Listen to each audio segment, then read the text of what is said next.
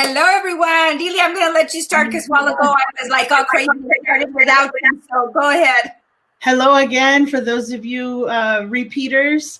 My name is Delia Perez Solorzano. I am one of the committee members for Evolucíon 2020. Woot, woot.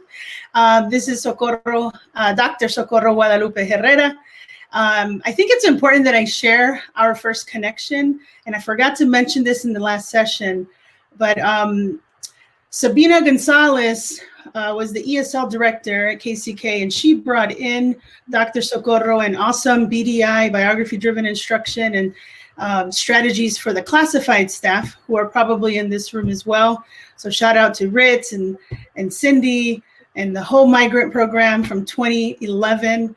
And she came in and taught us some awesome strategies, and we were able to learn them and go into the field and apply them. And again, these are classified staff, so not certified. Most of them were Latina and Latino staff members. So without further ado, Dr. Socorro Herrera is a professor in the Department of Curriculum and Instruction in the College of Education, and is the executive director of the Center for Intercultural and Multilingual Advocacy at Kansas State University. Her K-12 teaching experience includes an emphasis on literacy development. Her research focuses on literacy opportunities with culturally and linguistically diverse students, CLD, reading strategies, and teacher preparation for diversity in the classroom. Dr. Herrera is a nationally recognized expert on biography-driven instruction, or BDI, for CLD and other EL bilingual emergent students. She conducts multi-state and international professional development on issues related to teacher preparation for pre-service teachers, BDI, and classroom accommodations for CLD students. Her recent research emphasizes BDI and globalization in education. She is the author of 9 textbooks and has been widely published in the TESOL Journal, Bilingual Research Journal, Reading and Writing Quarterly, as well as the Journal of Teacher Education and Practice. Welcome again. Son puras mentiras. No, that's my academic side, but I will tell you that Delia and I share our heart, and I think many of you from the comments from the last session, todo esto es trabajo de corazón. For those of you that were in the last session, you saw what my trajectory professional is. I've always been trying to figure out, wow, how do we get people to listen? And unfortunately, in this world that we live in, es el pedacito de papel. But I will tell you that even con el pedacito de papel, I don't get very far. I get further, but not where I want to be. It's in the network, and it's in the collective action y en la voz de todos that we just actually push through. And so I am so excited about being here and talking about, how is it that we become, agents of change in this world, and how do we keep moving forward? And so thank you so much again for joining me. Let's see what's happening here. I need to get this up. There we go.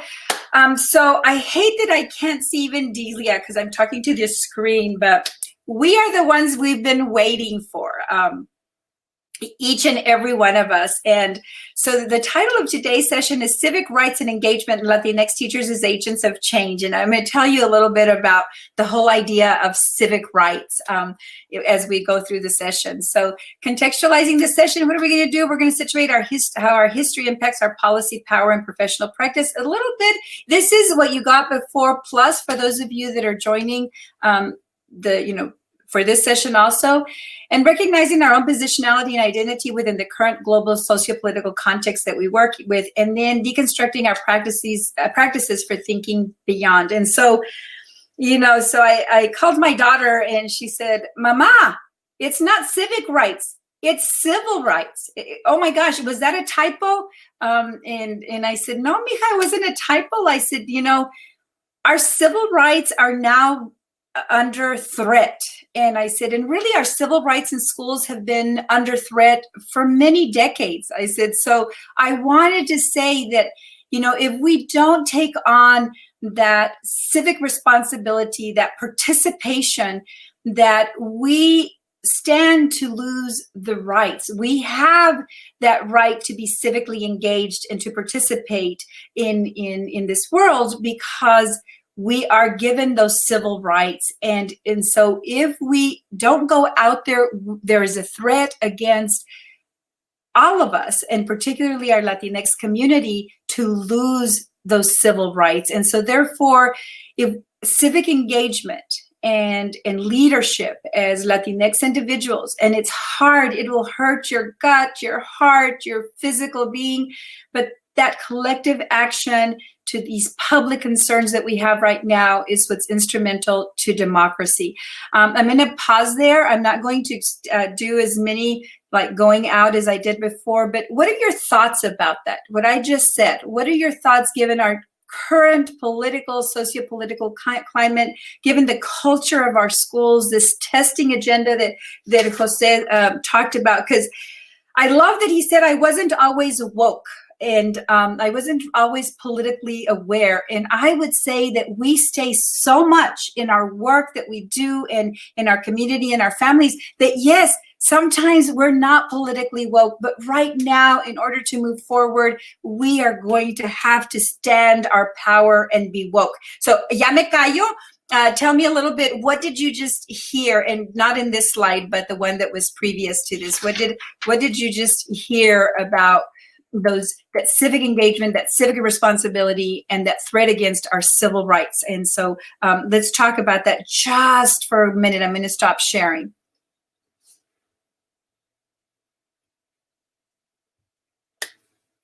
Sí, ese pedacito de papel es el que nos trae a la mesa. And we weren't always on the menu. We weren't always on the menu, yes. We are the ones that we've been waiting for. Anyone have a thought, though, about that whole idea of civic rights and civil rights and civic responsibility? Just a quick yes. Right now is the greatest opportunity for us to shake those unjust systems of education, that testing agenda that seems to be driving. Let's not go back to normal. And that's why being agents of change and building those networks will be so important, because we're at a pivotal, the word pivotal keeps using, and it's pivotal for our voices to be heard. You know, I work with my Black colleagues across the country, and they're not skipping a beat. They're not skipping a beat. They're just pushing. And that in the same way, our networks for Latinx populations, we need to be the voice that's united, that moves on. Dr. Pacina, don't tempt me. I've always wanted to go to UMKC. Okay, we're going to go back to the session because I'm not going to do what I did a while ago where we stopped before the punchline. So here we go. Let's go back to the session. So I want to tell you again, I told you the story earlier of my own trajectory to becoming that teacher that oftentimes was invisible, and that faculty member that's sometime invisible. When I was an undergraduate at Eastern New Mexico University, you know how we are about collecting books that are being thrown away. There was a whole stack of books, and I actually have these in the office to remind me of how little we move forward. And in 1971, the Commission on Civil Rights, look at that, civil rights, wrote a report about the unfinished education about Latinx students. And they found that, you know, our students don't get the same benefits as white students, that our retention is very low, that our college acceptance is really low, that the dropout rates are, you know, high, and the participation in school is not there. They found that schools didn't recognize the rich culture and tradition of our students. The kids were discouraged from the use of Spanish, that there was an overt omission of Mexican-American history, heritage, and folklore from our curriculum, and that schools only participated in superficial, you know, aspects of the Mexican-American culture. Note, this is 1971. And then from risk to opportunity, you know, many years later, we had this. As the Hispanic Americans became the largest minority group in the nation, we had this: Hispanics are more likely to drop out. There's low societal expectations. They're poorly prepared. They're not involved. Tell me the difference 30 years later in the narrative about our students in schools, because the narrative has stayed the same. And let's look at 50 years and counting. We're still talking about low graduation rates, low attendance, lack of parental involvement, and of course, those frickin' low reading test scores. Have we ever asked who owns the science of reading? Who owns the science of reading? And if for 50 years, we're still 26 point between Hispanic students and or Latinx students. I'm taking this from an actual report, so I'm using Hispanic, Latinx students. If there's still that gap 50 years later, if the reading achievement has grown by 40% since the 1960s, should we not be asking who owns the science of reading? And is the science of reading as it is currently presented in our systems flawed? Is it flawed for children who are emergent bilinguals? Is it flawed for families who have rich literacy foundations, even when they're non-literate, because there is an oral tradition? So there's a lot that we have to ask. Because guys, we are at a pivotal point. We talked about that in the chat a few minutes ago, and I wish I could see the chat when I'm sharing the PowerPoint, because I'd love to be engaged with you in the conversation right now. And Delia and I talked about the last one, that she's going to send me the questions that you have or the comments, and I'm just going to do maybe a response to all of you that are participating. But we've been through multi-ethnic education. We've been through the civil rights movement. We've been through multicultural education. I can tell you that during the multicultural education period, I was in the greater Kansas City area at one time talking about the same thing I'm talking about today. And I had a teacher who stood up and said, "Are you here to effac us again?" And I'm a brand new faculty member at Kansas State University. And I'm like, what happened? I was working for the Equity Center, and I was like, you mean efficacious? And he goes, "No, effac us." And I'm like, oh, and of course, I started I'm brand new to all of this. I'm talking to about 200 teachers, and I thought, oh my gosh, we are not entering into dialogue. I am here to say this is the way things are. So we could have a conversation about that, and I'd love to engage with any of you. But I'll talk a little bit more about it here. And then we moved to culturally responsive teaching, culturally sustaining, which I didn't include, and then the social justice movement. But you know what, guys, whether we call it by any of these labels, whatever we name it, these movements all have one thing in common. And we've been in conversation about this for decades. What has happened is we have failed to investigate, locate, name, and dismantle the deeper societal roots of racism, sexism, and classisms. And we could add a lot more isms to that list. We have, in this attempt to do this cultural and linguistically diverse, we never have truly integrated and embedded cultural and linguistic diversity into the daily thinking and action within our educational spaces. Whether I'm a leader, whether I am a teacher, whether I am a counselor, we are failing in that respect because we continue to stand on the science that has never been dismantled, that has never been critically reflected upon, we've never posed questions. We just continue to spend hundreds of thousands and millions of dollars. And I'm not saying that we can't go out and buy this curriculum. I'm just saying once it arrives, we have to look at it. We have to reorganize it. We need to bring the voices of our students in. And so I always like to say, ay Diosito, aquí estamos otra vez gritando, so much uproar and so little movement. Nuestros niños aquí están todavía in the, you saw the 40%, when we're going further. And I hate it when I go into a school lounge or a school conference room. Y ahí están todos los scores, all my Latino and Black babies, young adults, adolescents, and look at how they're failing. I'm like, holy F, chingao, we know this. Ya sabemos esto. So, and one more intervention is not going to get us there. It's the ebb and flow of how that intervention brings in the voice of the child, the literacy of the child, so anyway, so to any citizen of this country who figures themselves as responsible, and particularly those of you who deal with the minds and hearts of young people, must be prepared to go for broke. or to point another way, you must understand that in an attempt to correct so many generations of bad faith and cruelty, when it's operating not only in the classroom but in society, you will meet the most fantastic, the most brutal, and the most determined resistance. There is no point pretending that this won't happen.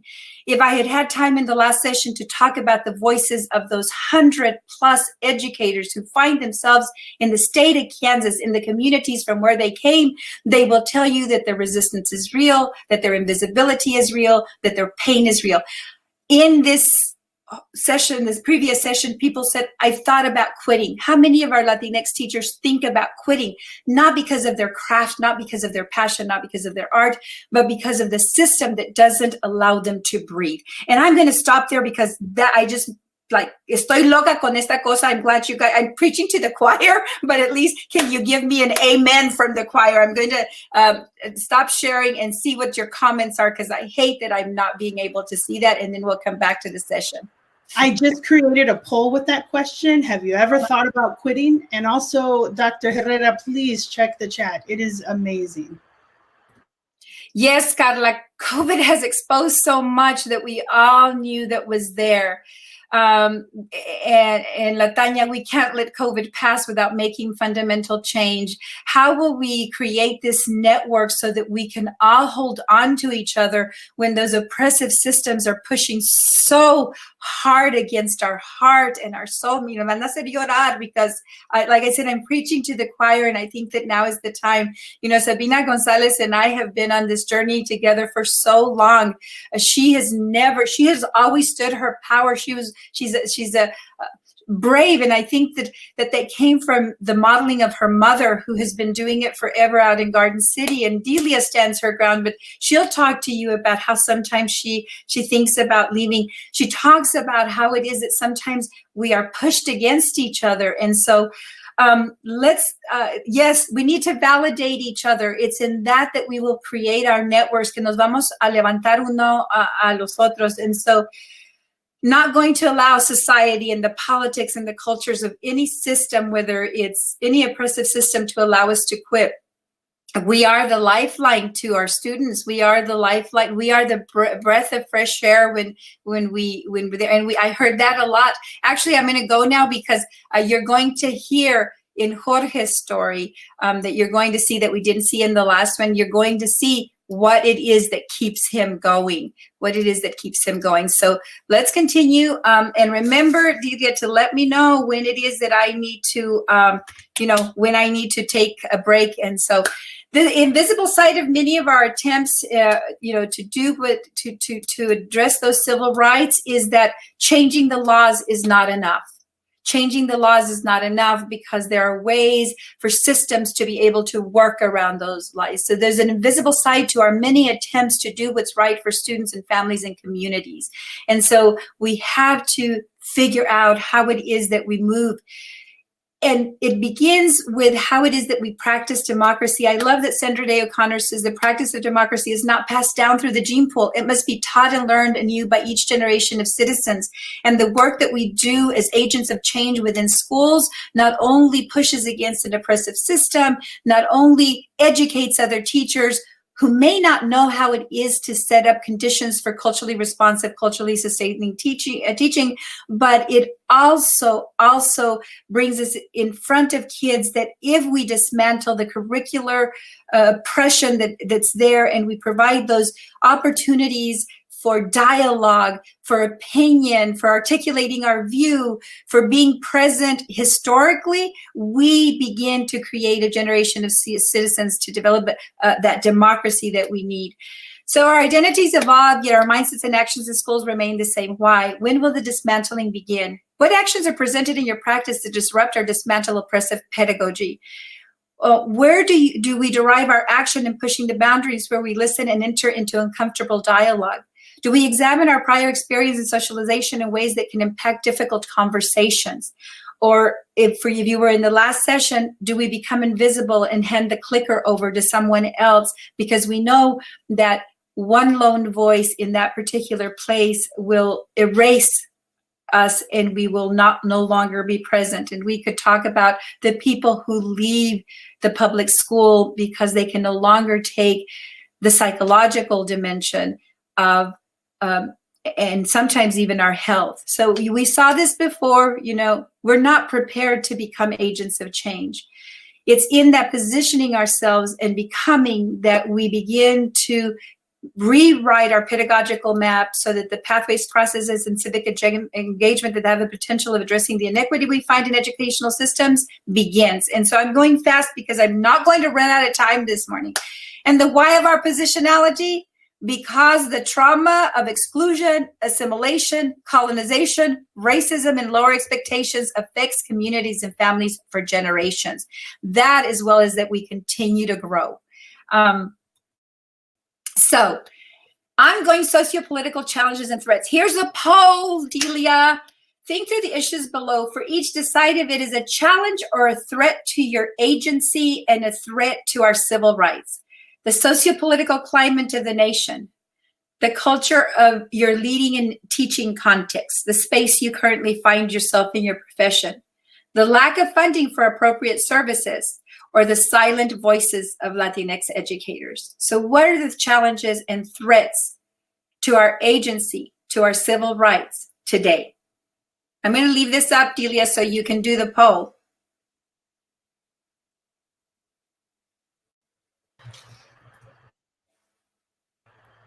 I'm not able to create the poll and see what's on the screen. So if people can just use the chat for now, that would be great. Or can you read that first one for me? You just do the chat only because I don't want to run out of time before we watch the video. Perfect. Yes. And we are at about a 15-minute mark. Okay, so I'm going to go like boom, boom, boom, boom, boom, because the video speaks for itself. Here we go. Here we go. I can hardly wait till I read the comments. A natural question might be, what is it exactly that we're trying to change? The U.S. teaching force right now is 87% white, and the student population is only 49% white. 21% of U.S. school children speak a language other than English at home. The teaching force is made up of monolingual English speakers. Cultural difference between teachers and students can cause students to experience a tension between their cultural identity or who they are outside of the school and their academic identity, who they are expected to be inside of the school. Challenge or threat. When we talk about being an agent of change, we do not necessarily mean changing students. Many discussions of the achievement gap are rooted in deficit-based beliefs about students of color and an assumption that gap exists because these children are culturally deficient or in need of fixing.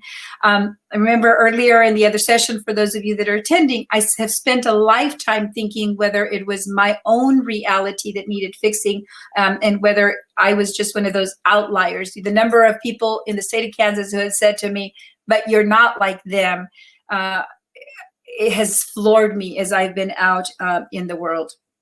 And so anyway, advocacy and agency and education, movement from defensiveness toward recapturing the public's imagination about the possibilities of equitable education for all students, professionalism in implementing and defending our best practices, agency, advocacy, and activism in rebuilding and redefining the relationships between the school and the community, action toward calling out oppressive school cultures, and listening to the narratives of those we teach and serve. That's where it begins. Where does agency begin? Where it's in the currency and defensibility and futurity. And you guys, I'm going to do something that I hate to do when I'm presenting. I am actually going to go past these because I want to watch the video, and then I'm going to come back to them if there's any time. But currency is staying current on the sociopolitical threats. It's reading. It's talking, being able to articulate our point of view, but also be able to, in that defensibility, have those research and theory-based rationales. I asked earlier the question, who owns the science of reading? And so, where do we go? Futurity is when we become leaders in the school and community and we teach and inspire others to do the same. It requires to take action to ensure the assets and needs of our students and families are accommodated. It's being able to step outside of the box. Like I said, I want to listen. So for those of you that attended the first session, this is Jorge 20 years later. I want you to listen to his story, but I also want you to listen to what he says that professionals have done to get him to stay in education and be able to achieve what he's been achieved. And there's one line that breaks my heart about this video, and I plan to go back and talk with Jorge about it in the future after we do the Teachers of Color conference. But I want you to listen to his voice and how it speaks to you, because his story is one that can be multiplied thousands, hundreds of times. So go ahead. I will stop sharing and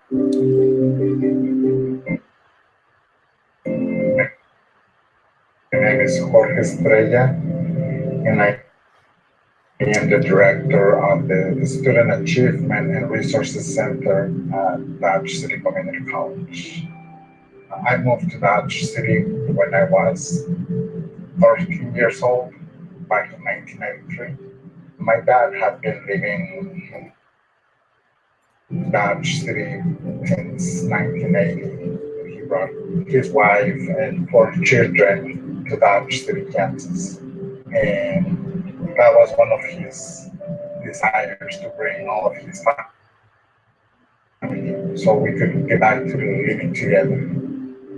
Coming to Kansas was very difficult. I think the worst things that I did was learning English. I remember my brother Enrique and I were sitting at the table, and he was trying to explain to me how the verb works, because I couldn't understand it. And I was about to give up and say, I'm not gonna learn English ever, and I'm just gonna stop trying. And somehow he was able to get that from me, and that's when I started enjoying learning the language. But before, it was a nightmare.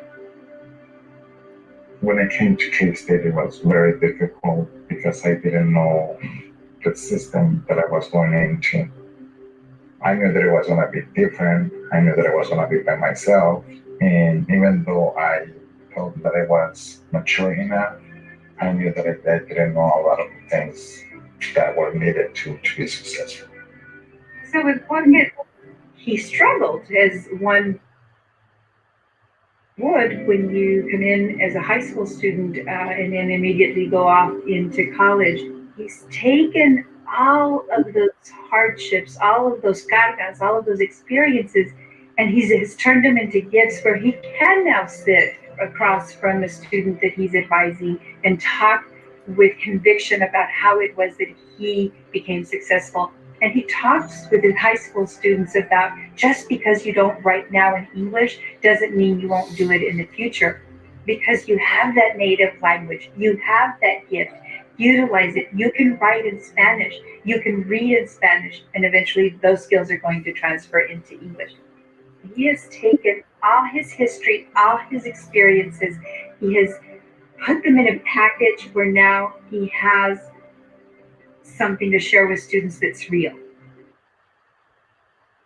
Looking back at my years at K-State, I believe that I had success because of the Besitos program. They tried to group us to go to the same classes. That way we would have somebody else that not only looked like us or that spoke the same language that we spoke, but just to have somebody that we can rely on and somebody that we knew that was going to help us. So I remember one time that one of my professors told me that I didn't know how to write, and I agree. I mean, I didn't know how to write in English, but I knew how to write in Spanish. And everything that I wrote in there, I still have all those documents. I feel that with anybody in the Besitos program, they never wanted to take anything away from us, like our identity, or how we write, how we speak, anything of that. But you guys value who we were. So the impact that the identity has on education is huge. It is important to know where we come from and all of the experiences, and try to help the students identify themselves, to help them see who they are, where they come from.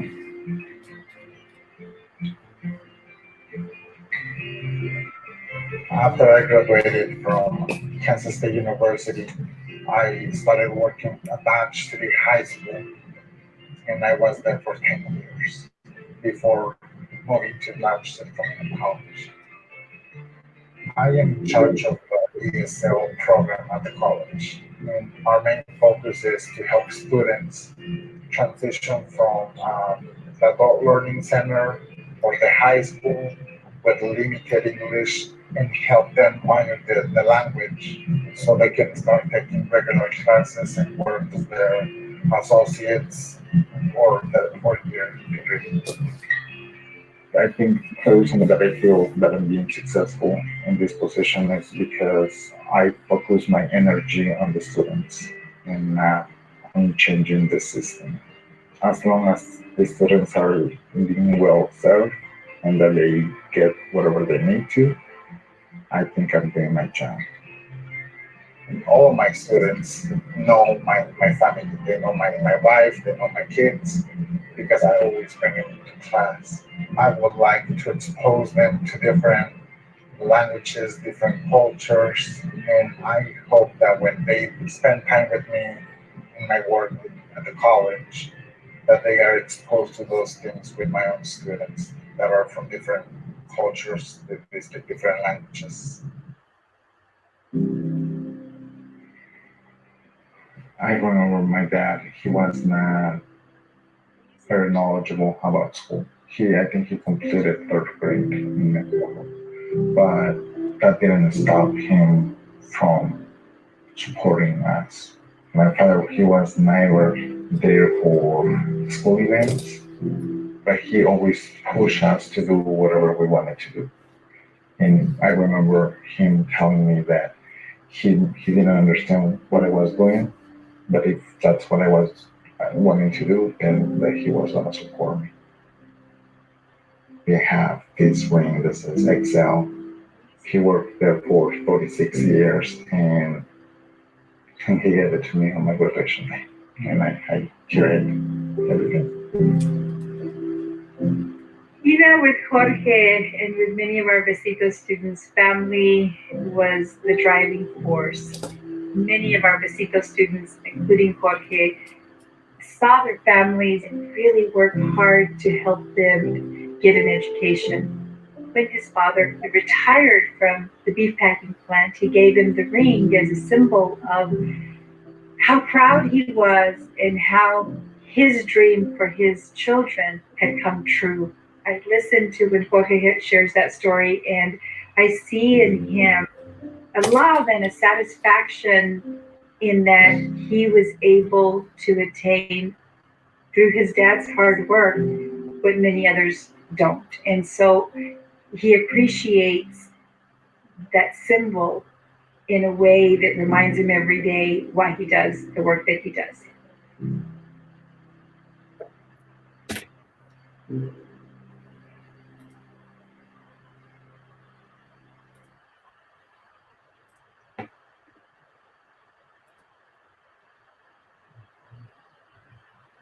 We have about 7 minutes.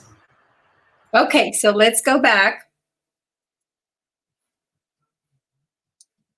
I'd love to have your thoughts. I love that some of you wrote, this is close to home. I'm from liberal and experienced similar situations. And Johnny, really, that is something that we experience across the state of Kansas and across the country.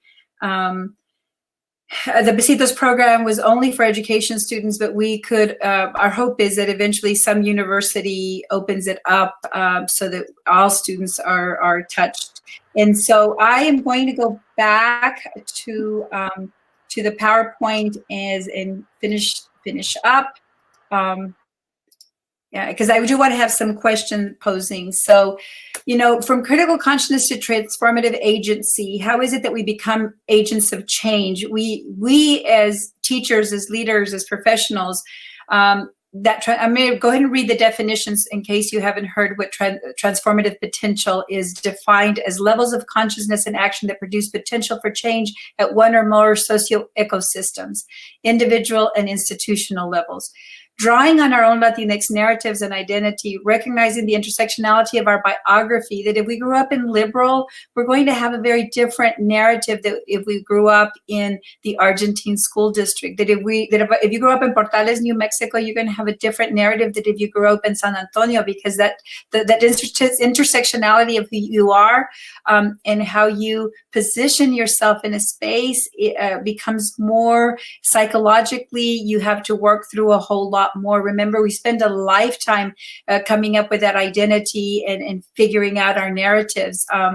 So questioning, disrupting, dismantling oppressive paradigms. And there are so many layers to those paradigms. So what's really important for all of us is that, as Jorge says in the video, you know, he has realized that in his context, it breaks my heart because he says he's come to the realization that he can't do a whole lot with the system, but he can turn to his students and he can create those democratic conversations that respect, that to move the students forward. And from there is where he has to draw his strength, because he, in the last 20 years, if you heard his stories, you would just spend, hours. And it's not just his story, it's the stories of 100+ teachers who find themselves trying to dismantle the paradigms.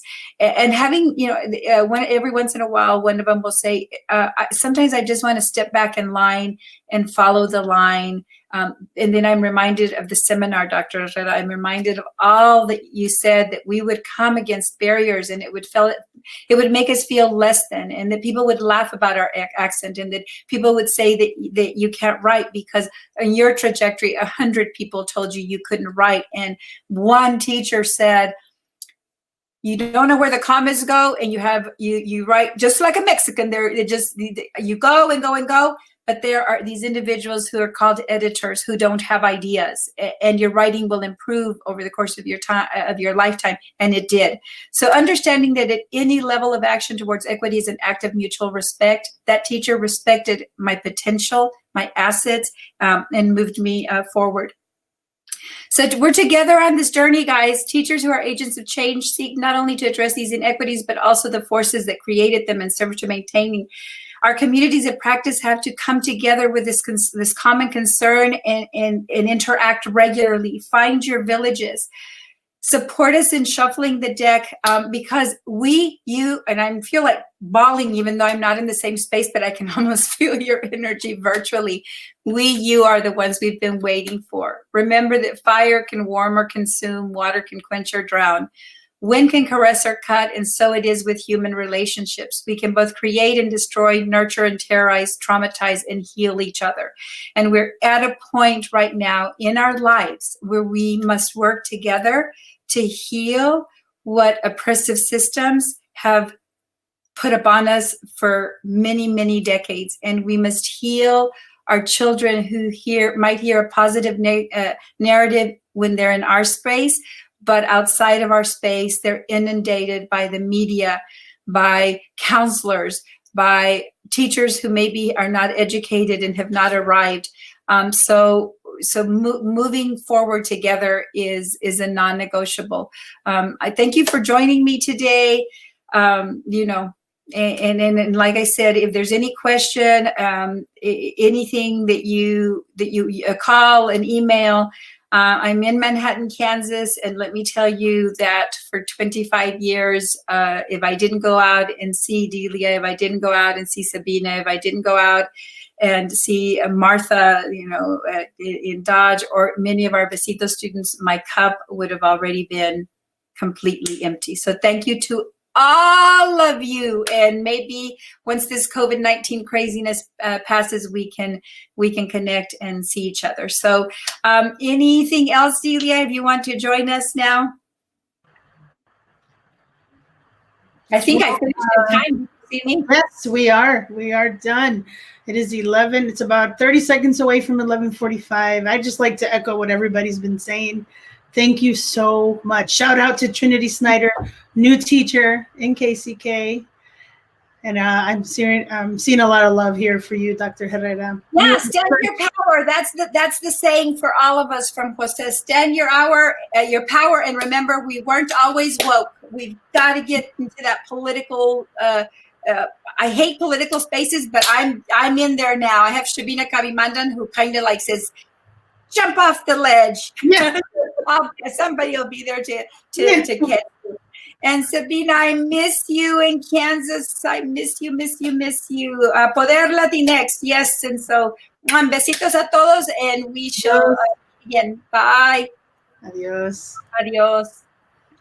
Stick around for one moment. Okay. Let me see. I went through that defensibility and all of that, but I think the video is so powerful. Oh yes. Well, everybody is still in here, and I don't think that I can end broadcast. I have to leave. But what I want to do is it says here Mirta Kelly. I believe she's in Kansas City, Missouri. She said, I would love you to